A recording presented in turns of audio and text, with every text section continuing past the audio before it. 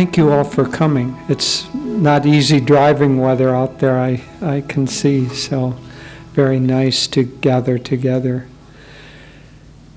This morning we want to talk about, Davy G and I will each talk for a little while, and then we'll have some questions and answers. But we want to talk about attunement with the Guru, which is the core of the spiritual path for all of us who have taken Yogananda Ji as our Guru, and in fact for anyone who has taken a Guru, whether it is in our line or not. The core of the core then becomes attuned. Swamiji said that to the public, Master would give many talks. He would give talks on relationships and how to and India's business methods and how they could help America, and many, many different talks. When he was privately or with a small group of people having lunch or dinner, he would be outward, he would be very kind and charming, in fact. But Swami said that when he was with his disciples, those who were really there, he was most of the time silent, and always he talked about the primary thing for the disciples is attunement with the Guru. Several times he said things like, so-and-so left, and now he's having a great deal of difficulties in his life, and it didn't need to happen if only he had stayed in tune. All of that karma didn't need to happen. So the Guru is like a combination of a doctor who can see our illness. We all are quite ill, but we don't recognize the symptoms. You know, we aren't necessarily ill physically, maybe not even very ill emotionally and psychologically, although all of us are, as Master said, a little bit crazy. We just gather together with others who share our craziness so it doesn't become so apparent. So we're all dealing with, emotional and psychological problems, and we deal constructively or not so constructively with those. But all of us share a spiritual illness, and that's the ignorance. Unless you know, as you sit here, that this body that you see, the bodies of other people that you see, the minds, the personalities, that all of those are just dreams of God, that you're a dream of God. Unless you know that, then you're having a spiritual illness. And because we're caught in a dream world, in a dream bubble, we don't recognize very easily the symptoms of spiritual illness. But the symptoms of spiritual illness are things like, is there ever a moment when you're not in the most expansive possible state of bliss? If there's a moment, let alone a whole lifetime, when you're not blissful, that's one of the symptoms of spiritual illness. Do you have conflicts or judgment or criticism of other people? If so, that's a spiritual illness. And so I could list a list that would go from here to Noida, and it would still go on. So there are all kinds of spiritual illnesses, but we don't recognize them as such because we gather together with others who have the same kind of spiritual illness, and everybody's saying, well, I'm okay. Are you okay? Yeah, well, I'm okay, except I'm a little unhappy, and the fellow is cheating me on the rent, but other than that, and so it goes on because we all share the same bubble of a dream. The Guru is here not to fix up that dream. Swami said the Guru doesn't come to make your mud puddle more comfortable. He comes to get you out of that mud puddle. And so he knows things and things that we don't even begin to dream of. David G. and I were just taking a period of seclusion up at Abbot Mount, which is a little seclusion place for Ananda. Wonderful to be up, it's up not too far from Nanda Devi, and in the country of the Pandavas up there, and Babaji, and being up in the heights, Himalayan foothills, being able to spend longer, many hours in meditation, the mind just rises up. And in that state, it's like, if we're down at ground level, we look around, and if you're standing at ground level, you look around, and maybe the most you can see is a block or 2 block area. And you see all of that in detail, but you can't even see the horizon. And today you can't see the sun. So our viewpoint is quite limited. But the Guru's viewpoint, because he's not limited by being caught in this bubble of Maya, in this dream of delusion, his viewpoint is not only vast, but it's omnipresent, and it is not only enormously vast, and this is something that Master clarified, because we think, the Guru, he's so big, he's out in bliss, he's out in, the vastness of the galaxies, and that's where his mind is. One time a man came to Yoganandaji and said, basically, if God's infinite, why should he care about me? One little person on a little mud ball in an insignificant galaxy. Why should he care about me? His infinite consciousness. And Master replied beautifully. He said, your concept of infinity is too narrow.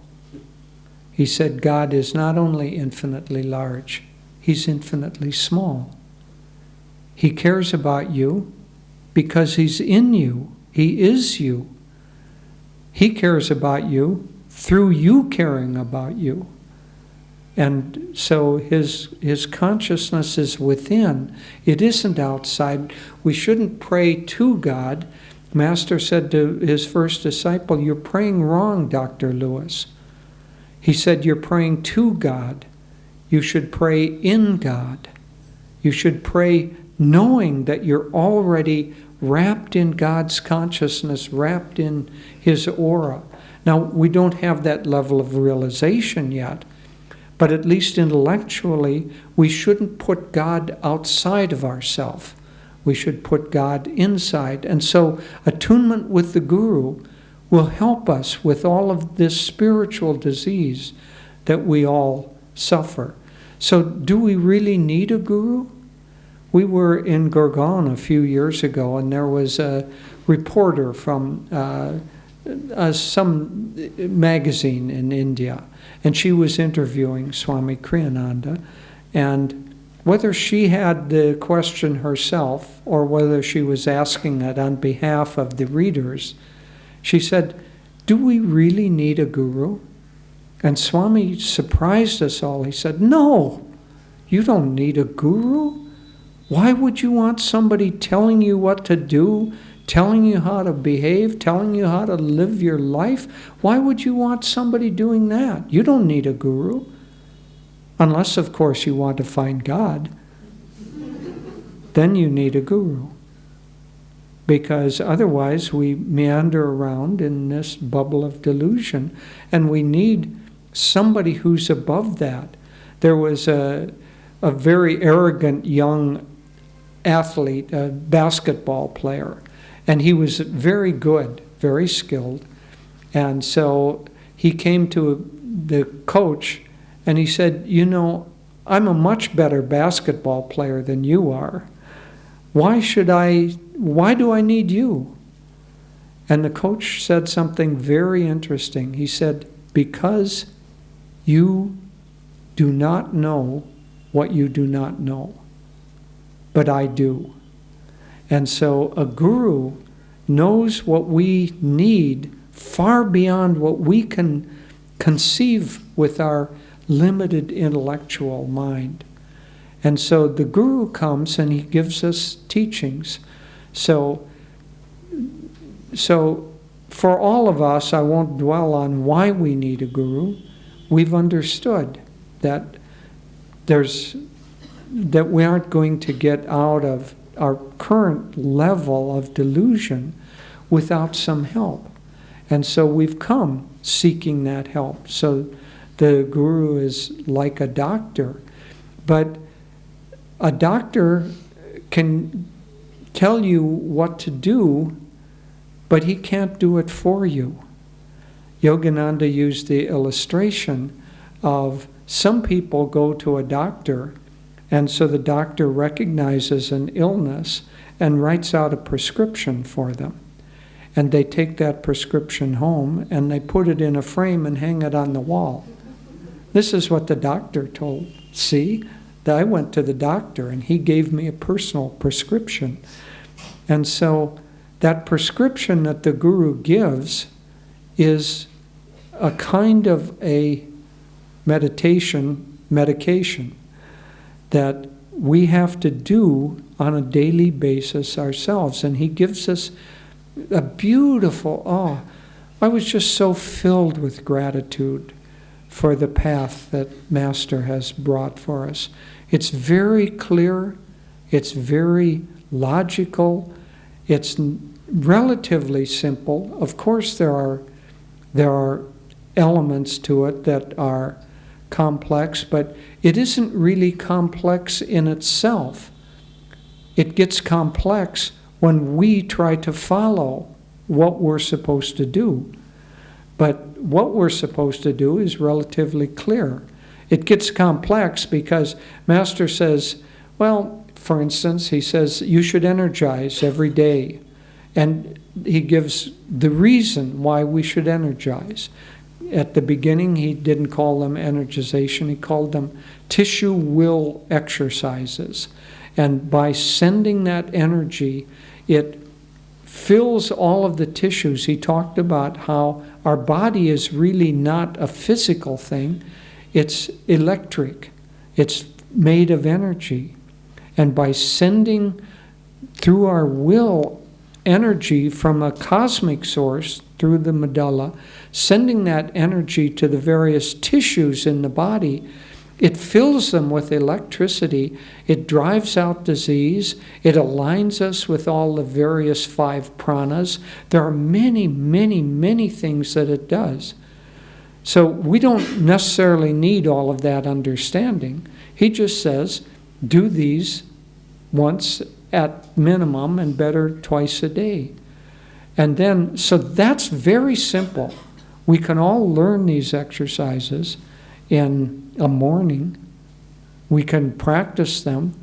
But the complexity comes in, not in knowing what we should do, but in breaking through the barriers that we have of taking the medicine that the Guru has given. Oh, I don't have enough time. I can't do these. I'm busy. I have to watch this soap opera tonight. Whatever it is, if you take out the unnecessary necessities that we have in our life, we have plenty of time to do our spiritual practices. But we substitute, and so it isn't that it's complex what we should do. What gets complex is maneuvering through our own self-created resistances to doing what we should be doing. And so the Guru gives us a path. We have a very clear path. And in centers like this, we have all of the classes that give not only the spiritual disciplines and techniques, but puts it in context for a whole lifestyle. Because Master didn't come to bring only techniques. He came to bring a whole lifestyle, a whole way of living and understanding and looking at the world that would align us with God's consciousness as He is dreaming in this age. Swamiji wrote a wonderful book, and in it there was time travel. And so at one point someone was questioning something, and Swami said, oh, well, God just wasn't dreaming in that way during that particular age. At this time, He's dreaming this world with all these cars and computers and mobiles that we sometimes remember to turn off and sometimes don't. But He's dreaming in a particular way during this age. In another yuga, He will be dreaming in a different way. There won't be cars, there won't be smog, there won't be maybe nearly as much population on this earth. It'll be different. But at this time, He's dreaming in a particular way. And the Guru comes as a doctor to tell us how to be healthy physically, mentally, emotionally, and most of all spiritually during this particular age that we find ourselves in. And so, knowing that He comes in order to help us, how do we get in tune with Him? What is our part in it? First of all, and I think this is the most important of all, is that attunement is primarily done through the heart, not through the mind. You can read every word that Master ever wrote.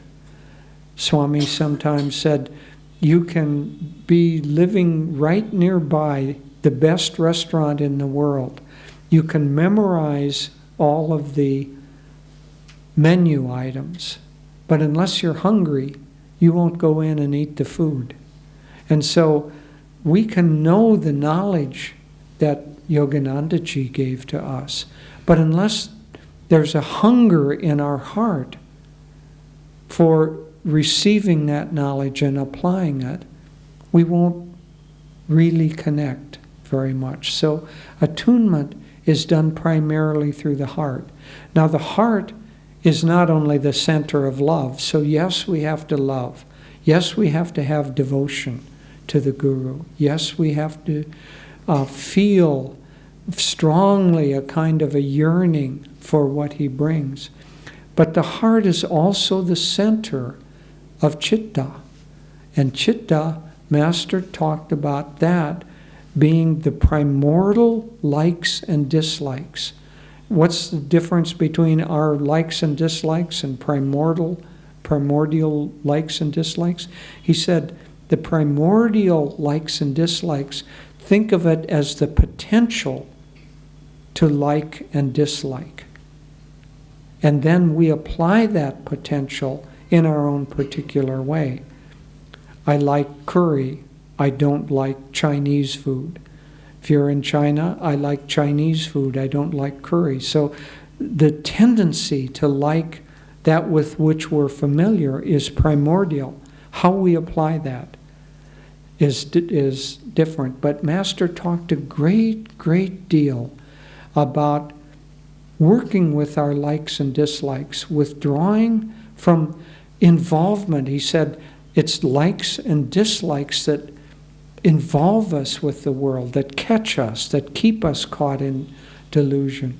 And so it's very hard for minds that are restless and hearts that are hungry to say, oh, I'm just not going to have any more likes and dislikes. It just doesn't work that way. But what we can do is we can use our willpower to align what we like and dislike more closely with the Guru. And so if the Guru says, for instance, that we should do energization exercises, since I've used that already as an example, our part in that is to align our likes and dislikes with that recommendation. So if you find yourself using your mind, see, the mind follows the heart. The mind, the reason, finds rationales for what you're already feeling. So if your likes and dislikes are such that you dislike doing energization, then your mind will start creating reasons. I don't have enough time. Oh, they're just calisthenics. I don't care about whether I have big muscles or not. Oh, they were created 100 years ago. They're not modern. I think I'll do modern aerobics, or, and so the mind will create all the reasons to support the primordial likes and dislikes, which in this case is dislike of having to spend the 10 minutes or 12 minutes a day to do this obviously good routine that will help you be healthy mentally, emotionally, physically, and spiritually. And so if you dislike doing them, you will find a reason why you do not have 12 minutes a day to do these, or that even if you do have the time, you shouldn't.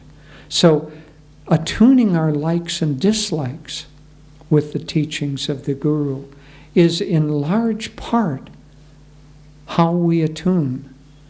Attunement has also a musical element to it.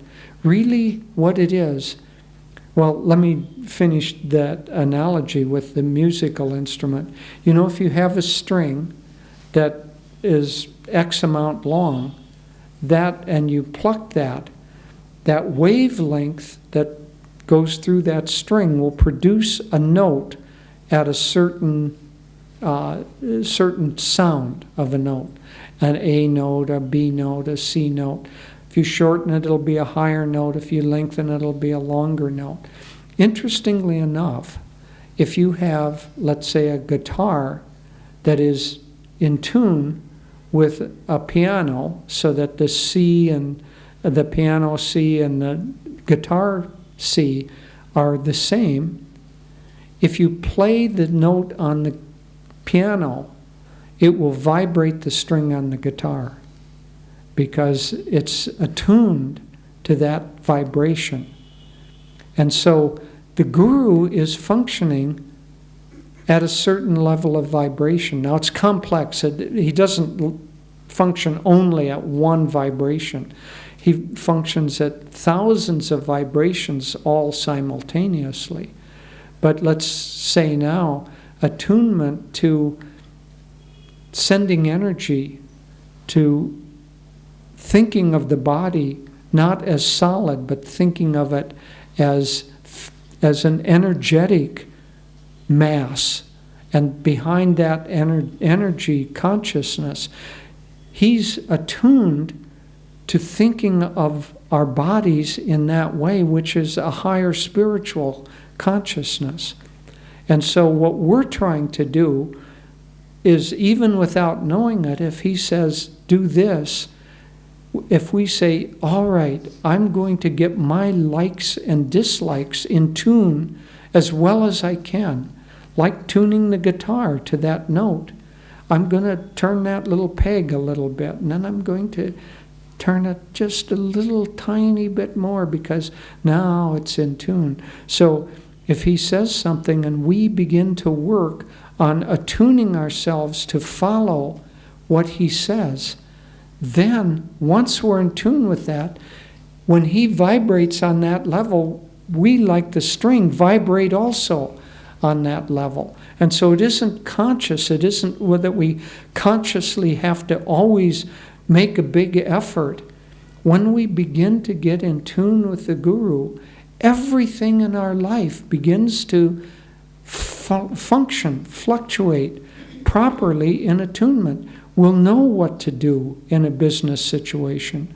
We'll know what to do when we're having tension between us and another person or another group of people. Because that attunement plays on the consciousness, but it plays more, as I was saying, we really attune the heart, the likes and dislikes, to the Guru. And as we get those more and more in tune, then why do we have difficulty in relationships? Because we have likes and dislikes that are out of sync with somebody else's likes and dislikes. When we get those likes and dislikes in tune with the Guru, in tune with God, who is that other person, then there's a resonance and a harmony and a friendship and a joy and a enjoyment of being together. And so attunement with the Guru is the primary thing for the devotee, because it is the one thing that will fix all of the other problems. Everything. So if you have a guitar that's out of tune, you can play 1,000 different songs on that guitar and they'll all sound bad. If you get that guitar in tune, every song that you play will sound wonderful.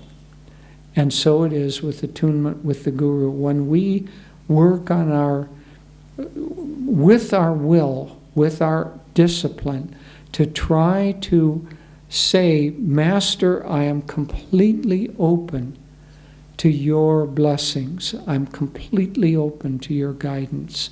I don't want to have a life, a pattern, a grouping of likes and dislikes that's out of tune with you. When we have that energy flowing, then we will become attuned. And in that attunement, everything else in life will begin to function as it should.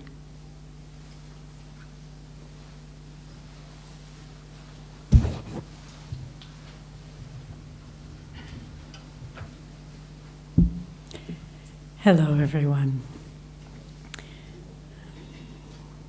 Yesterday, we had a satsang at the ashram in Gurgaon, and it was with people who have completed the meditation teacher training, yoga posture teacher training, and they were asking questions about how to share Master's teachings with others. And one of the questions that they asked was, people sometimes say to us, well, if you're on the spiritual path, if you're taking up meditation, doesn't that mean you have some kind of a problem, that you're running away from life, that you're escaping? And I said, well, I can give you a short answer and a long answer to that. The short answer is, if you think the spiritual path is about escapism, read Autobiography of a Yogi, one of the most brilliant expositions of the breadth of what is reality, what is life, how does science interface with the deep truths of the Vedas, how can we find God, and most important, what is the guru-disciple relationship? This path is not a path for people running away. It's not a path for people who are cowards. It's not a path for people who want to passively expect that the world will change for them. This path is a path for people who dynamically want to change their life. But then we come to the guru-disciple relationship, because that's the key. You know, when our beloved teacher, Swami Kriyanandaji, first read Autobiography of a Yogi, he read it cover to cover in just a few days, and then took a bus from the east coast of America, from New York, all the way to the west coast, and found himself, was able to meet Yoganandaji and knelt at his feet. And as is so beautifully described in Swamiji's autobiography, The New Path, he said, I want to be your disciple. And Master asked him a few questions. He was testing him. And then he asked him, how did you like my book, Autobiography? Which, by the way, December 1st, coming up in a few weeks, is the 70th anniversary of the publication of Autobiography of a Yogi.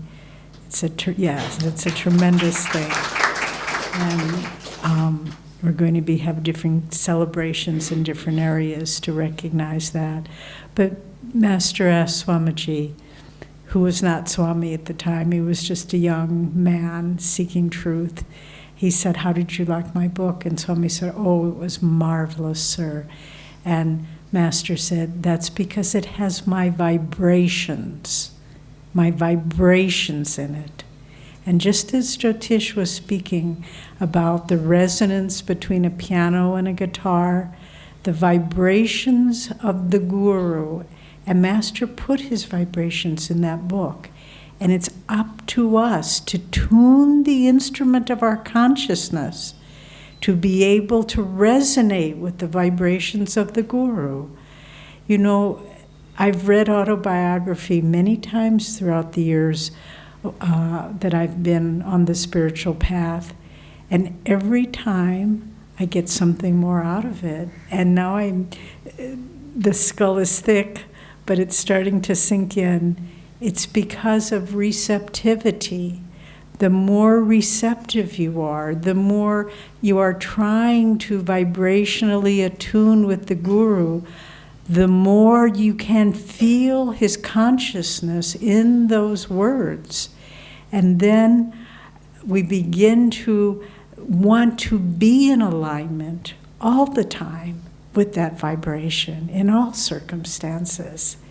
And Master's path, it's so beautifully constructed for the times in which we live. And when I say constructed, that's a poor choice of words. The lineage of our gurus, Babaji, Lahiri Mahashaya, Sri Yukteswar, and Master, and Christ from the West. These are great avatars that brought this new approach to God to us at this time. But we have to realize it's like a beautiful light has been lit. Beautiful. I've seen pictures of beautiful Diwali lights all over India, big, beautiful things. It's a beautiful light has been illumined, but we're so busy we don't even see it. And so when we try to tune in with the Guru, we can find how to do it in the pages of autobiography. And someone asked us recently, Master talks about his struggles with sadhana and his different, the challenges he had in life. Was he just doing that for our benefit? Yes, I think the answer is definitely yes. Because even in that beautiful chapter, I meet my Guru, Sri Yukteswar, in autobiography, the chapter. He talks, he'd been Master all his life. You feel that deep yearning for God, the hours spent weeping for God to come, the running away to the Himalayas to try to find God. And then finally, he's about 19 at the time, he meets Sri Yukteswar in Benares, who they both just happened to be there at that time. And there's an instant recognition. And you know, for most of us, and I've heard many people say this when they read autobiography or see Master's picture, it's hauntingly familiar. I know you, you know me, but I don't know what to do about that. And so Master meets Sri Yukteswar, and again, this little drama is played out for us. And there's just this great moment where they embrace, and Sri Yukteswar said, "My own, you have come to me." And Master said, "I feel like at last my ship has come into the safe harbor of my Guru's embrace." But then what happens? The contrasting duality of this world. Sri Yukteswar says, "I will give you all my ashrams, everything I want, have." And Master says, "All I want from you is God." But then something happens. And Sri Yukteswar says to Master, "You must go back to your home in Calcutta and finish your schooling." And Master says, "Never." Amazing, isn't it? But If we understand this little drama is being played out for us, the Guru says, I want you to meditate every day. I want you to do energization. I want you to do Kriya. Never. The ego resists. And that's what Master was showing us in that little drama, in that moment where he said no. And then he leaves, and they leave on a party note of disharmony. Truly did that happen? It happened for us, because Master was showing that the ego always resists. That's what it does. That's who it is. Just like little children, they reach a certain age in development where they learn how to say no. And whatever the mommy or the daddy says, no. And they're learning how to develop their own willpower. And that's what the ego is. It's just will not yet directed to God, directed towards the individual entity. And so Master goes off and trying to resist what the Guru has told him, does different things. You read the chapters in autobiography, goes to Vrindavan, different things.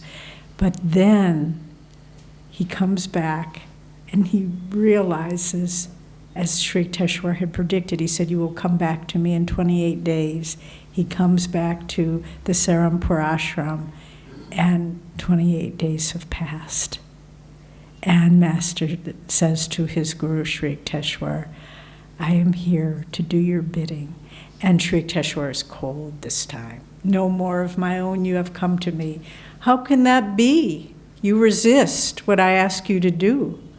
And Master says, no more. No more. The ego surrenders. And Sri Yukteswar rubs his hands together and says, now we can begin the work. And it's such a beautiful story to remember every day of your life. Because every day there's the challenges. The Guru shows you the way to be in tune. The Guru shows you the right attitude. But we say, no, not yet. I want to do my own thing. And you know, I read something fascinating in a footnote in the autobiography, just this period when we were in seclusion at Abbot Mount. You know the different aspects of consciousness, Mon, Buddhi, Ahankara, and Chitwa. Ahankara is the ego. And Master says in a footnote, the literal translation from Sanskrit of Ahankara is, I do. I, meaning the ego. I am the doer. That's what the ego means. I am the doer. And the great relief that comes when the ego can say, I don't want to be the doer anymore, God. I want you to be the doer, Guruji. And when we inwardly surrender, that's the whole of the discipleship part, is simply to say, you are the doer. Just like in the Mahabharata, and Master explains that the character of Bhishma represents the great grandfather who trains all the warriors. He represents the ego, Master explains. And he had, because of his past tapasya, he has gotten a boon. And the boon is that he can never be killed until he himself surrenders his life. And that's the ego. You can try to beat it down, suppress it, squash it, beat yourself up. But until the ego says, you are the doer, I put myself into your hands, then the Guru says, now we can begin the work. And then the whole beautiful chapter, and really I suggest, this is your homework assignment, if I may, read that chapter today. One chapter, Years in My Master's Hermitage. If you don't have the autobiography, go down and get one. I'm sure it's in the boutique. Read that chapter. If that's all Master ever gave us, honestly, it would be enough, that one chapter. Because he talks about how the Guru is the mother, the father, the teacher, the beloved, everything. Healing Master miraculously, repeatedly from illnesses, guiding his life very subtly, so to help him avert disaster. You know, interestingly, Swamiji told us this. In that chapter, Master's father comes to visit, and Sri Yukteswar gives a kind of a bad, quote, report to Master's father about his son, Yoganandaji. And he said at the time, the only thing I was doing that he was kind of discouraging me from doing was I was trying to bring another young man onto the path. And Sri Yukteswar was discouraging me. And so he was very critical to Master's father. But Swamiji told us, and this is very interesting, that young man that Master was trying to convert became a disciple. Master brought him to America, set him up as one of an acharya in a center in America, but that man betrayed Master and turned against him and spoke against him and even took out a lawsuit to get money from him. And Sri Yukteswar saw that, and he was trying to spare Master that pain and suffering. And so even in the smallest detail, and then you can think, well, okay, that's Yoganandaji and Sri Yukteswar. Where do I fit in that picture? Our concept of the guru-disciple relationship, just as Master said, your concept of infinity is too narrow. You are the guru-disciple relationship with you and Master. It's not just the pictures on the altar. It's not another time. It's not another more spiritual dimension. It's right now. It's the battle that your soul is facing every day.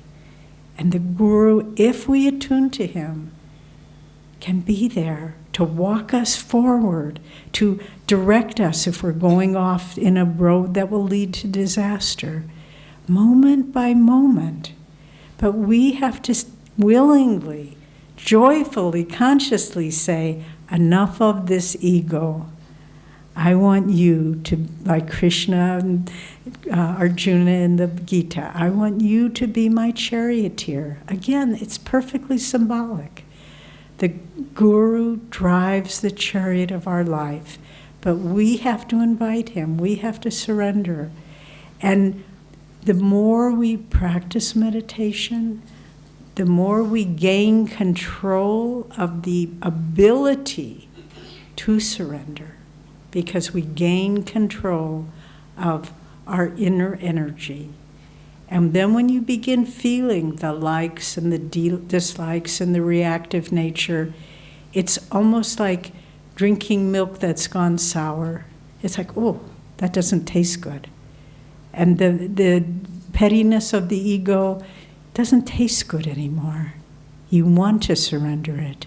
And then the Guru walks us forward step by step. Each of us, not somebody else who's highly evolved, each of us. That's why they came. That's why they came, for you and for me. And we need to make the Guru living amongst us. And the more we have these wonderful sanghas where devotees of Master can come together and share our yearning for God.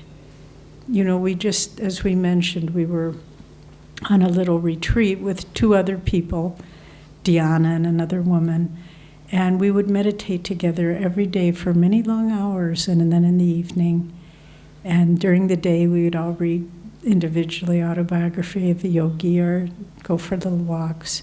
But that combined focus, I could feel the difference it made. When I would try to do something like that all by myself, it's hard. But when you come together with others and make that effort, it reinforces your own effort, and it strengthens it, and it reinforces your attunement. So come together. Even if you can't make the trip here, if you know there's a long meditation going on, meditate at home. But tune in, tune in. That's what Master told his direct disciples. Be in tune, be in tune. And that's an act of conscious surrender of the ego and saying, this is what I want. And so, attunement with the Guru, it's a mini-life process. And I think those of you who have received Kriya or are working towards Kriya, try to remember in the midst of daily life, in the midst of the marketplace and the traffic jams and the difficulties with family and friends, try to remember why you came into this life. You wouldn't be this far along if there wasn't a deep connection with this great line of avatars. And they came for no smaller purpose than to bring each one of us to God. Let's take advantage of the gifts that have been given in this lifetime. If not, we'll go on. Life will go on.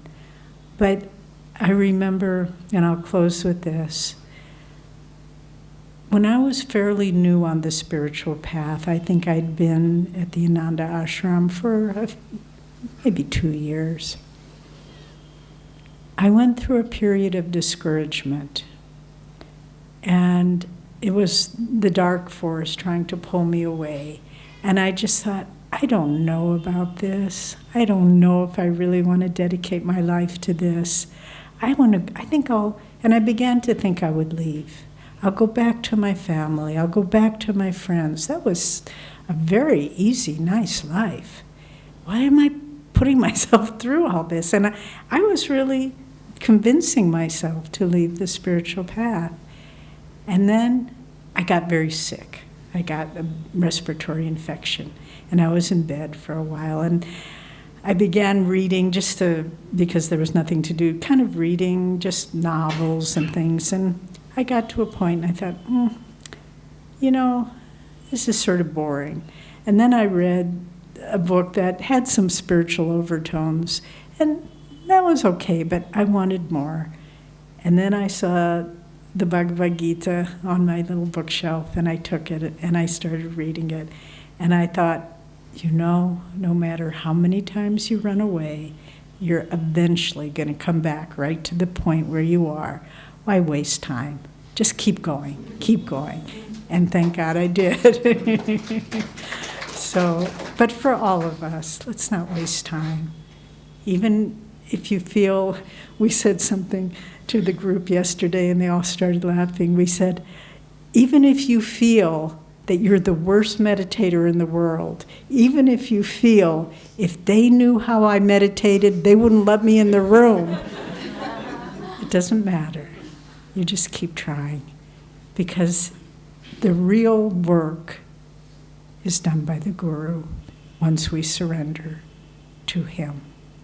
Always remember that.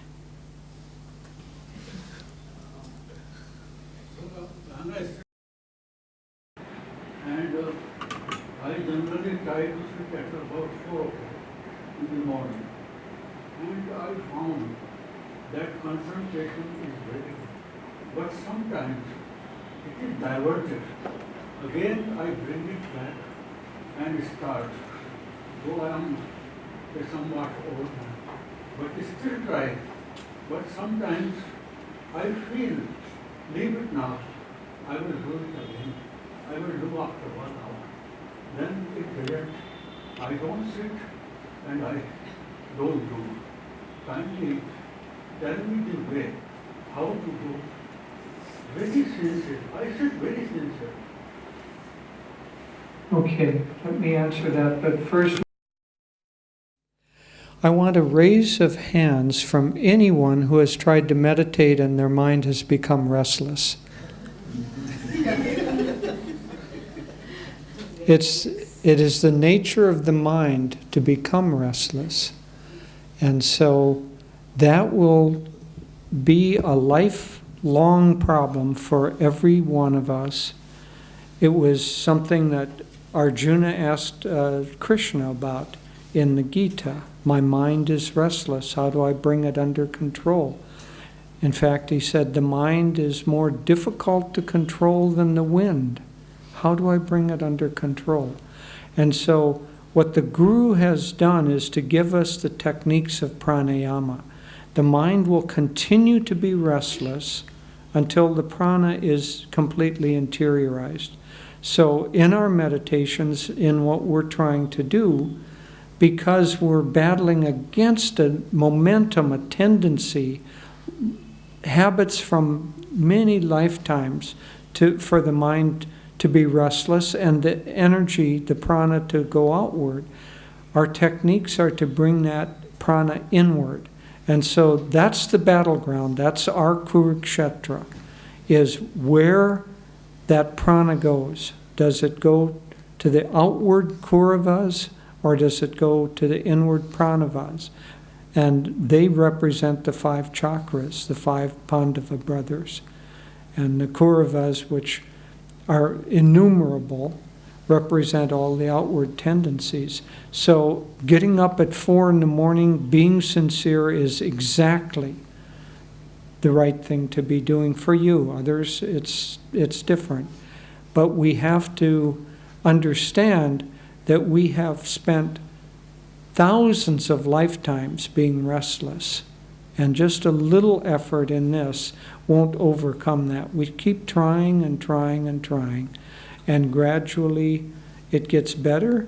But honestly, I'll say it doesn't get better just in an easy progression. We go up and down, up and down. It's like climbing into the foothills.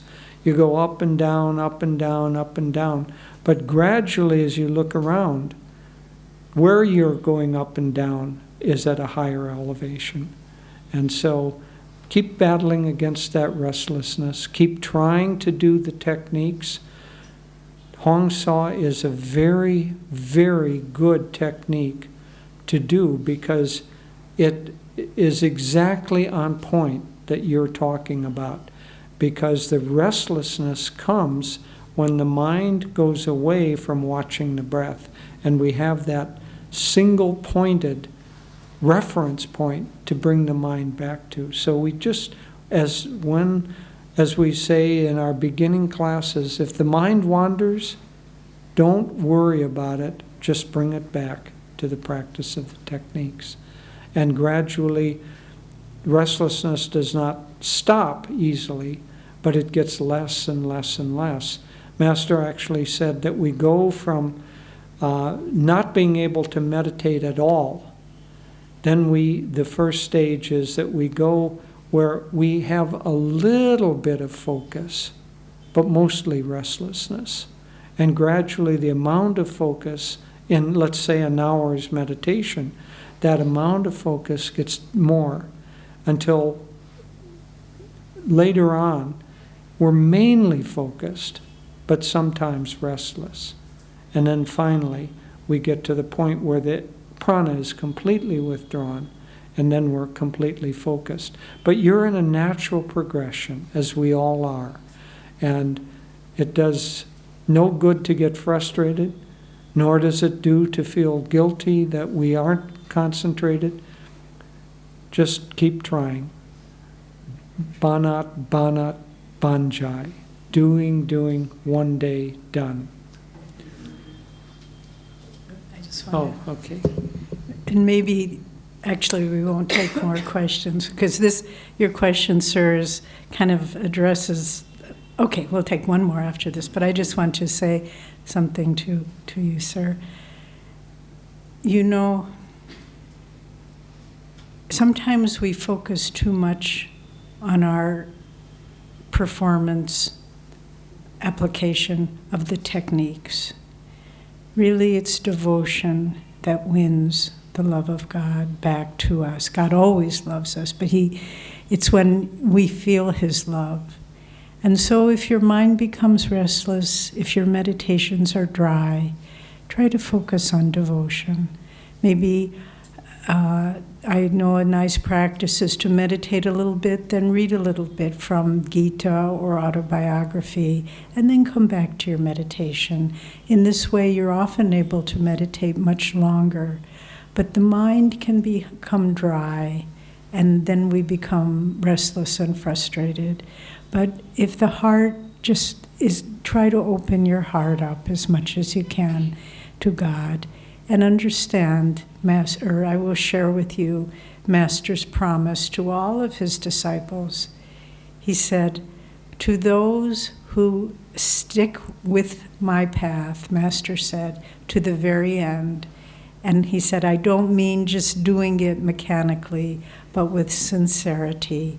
He said, to those who stick with me till the end, Master promised that he or one of the other of our line of gurus would personally be there at the moment of transition when we leave the body and usher our soul into the bliss of their presence.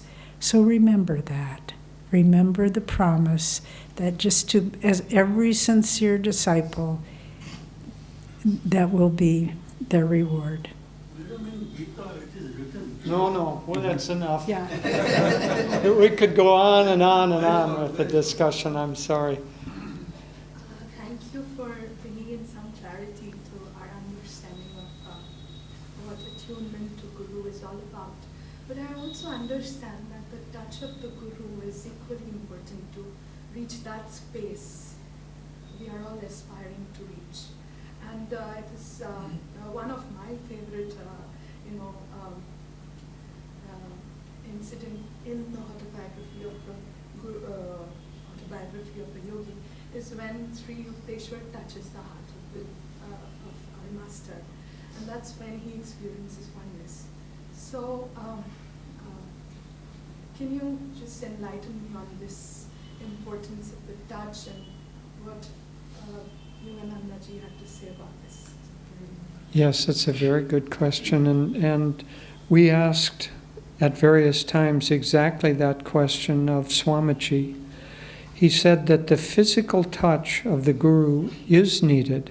He said, but that may have happened already in a past life, and so that now we're open to inner guidance from the Guru.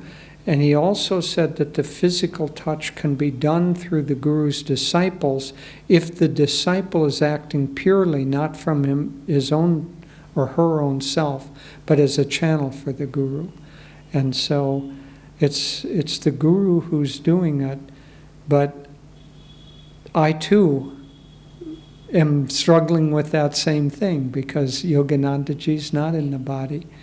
And in many of my meditations, I simply try to visualize him, call to him deeply and say, come and give me that liberating touch.